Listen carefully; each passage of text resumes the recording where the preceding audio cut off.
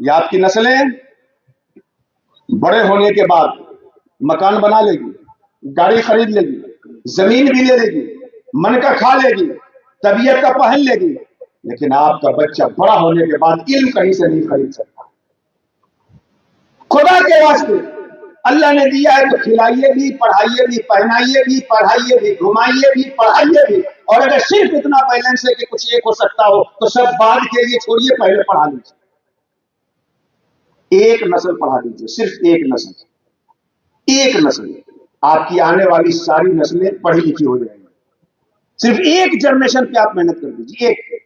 آپ باپ ہیں، بیٹے کو پڑھا لیجیے، آپ اپنے بیٹے کو پڑھا لیجیے، آپ کا پڑھا لکھا بیٹا ایک وقت ضرورت پڑنے پہ بھوکا رہ لے گا، آپ کے پوتے کو چاہے نہیں رہے۔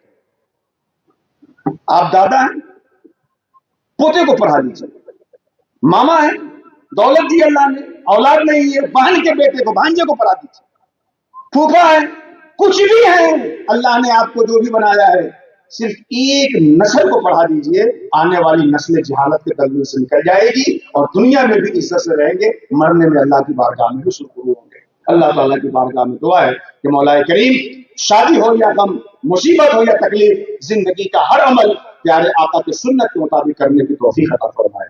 پل رہا دادے حاصل شد پڑا وما علینا الا البلاغ۔